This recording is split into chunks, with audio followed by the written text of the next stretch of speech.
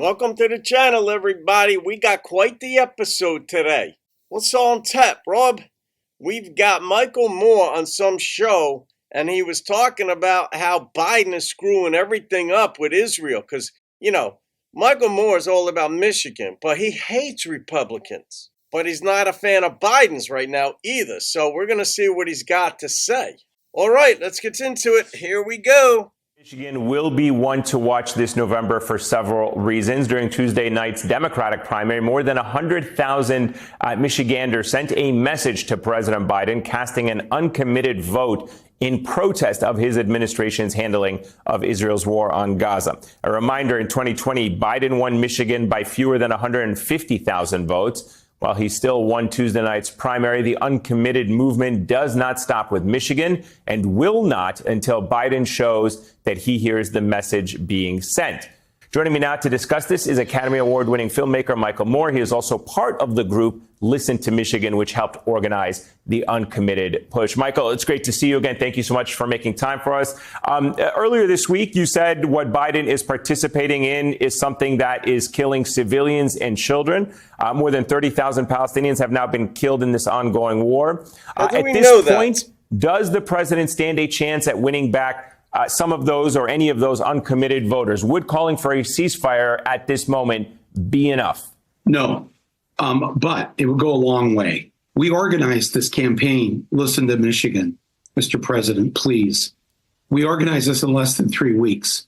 So, this was the most amazing thing to have happened, to have over 100,000 Michiganders, Democrats, to come out and vote uncommitted, to send that message to the president that not only must there be a ceasefire now, but that we must stop, as Senator Sanders said earlier today, we must stop sending, we shouldn't send another nickel, is what he said, in bombs, guns, planes, bullets to Israel. Biden isn't running things anyway.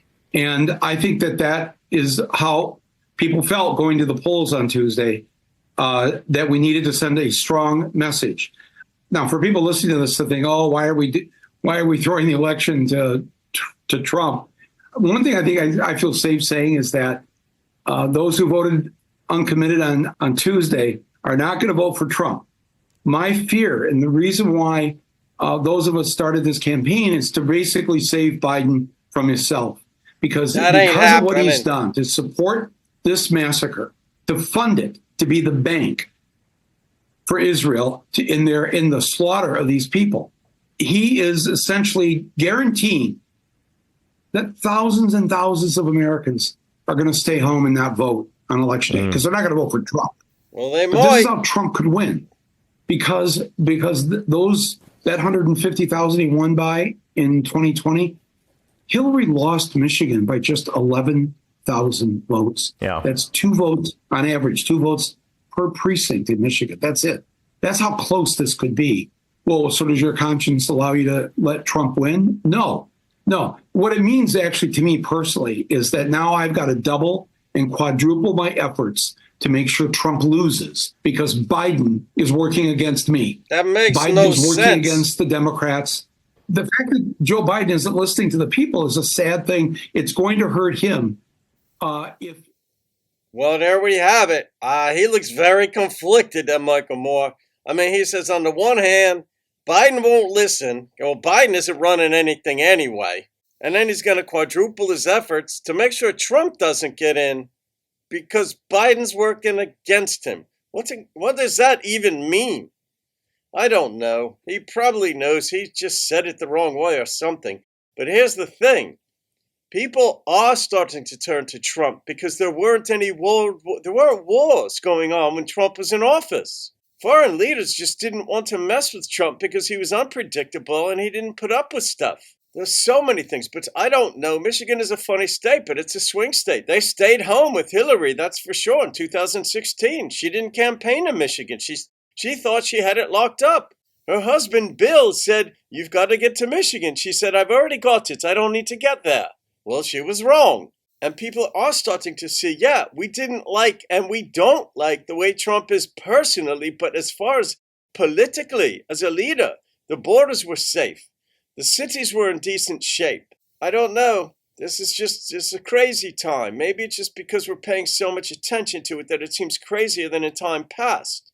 Well, that's true. I mean, in the 60s, 70s, every time you got crazy things going on in this world. But Biden is asleep at the wheel. He can't run things. He's mentally incapacitated now.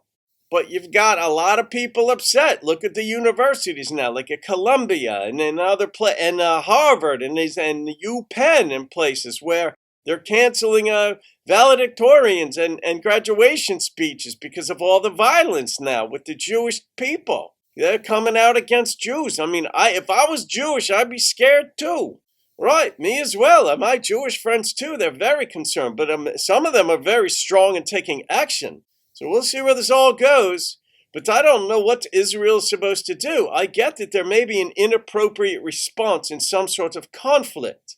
But when your enemy, avowed enemy to destroy you is right there, and they launch all those rockets as Hamas did, I don't know what Israel's supposed to do. It's a very difficult situation for them. I just don't know. I don't know enough about exactly what's going on. All we know is what's going on in the media, what they tell us. So I don't know. Maybe they're doing a sweep to get rid of Hamas and the tunnels and whatnot, and then they can't launch bombs anymore. Rockets. I don't know. Well, people, this is a very sad and unfortunate situation. And unfortunately, we have enough douchebags out there that want to keep the wars going and all the misinformation and whatnot. Anyway, we're going to let this one go now. Have a great day, and we'll see you on the next episode of The Rich and Rob Show. Cheers!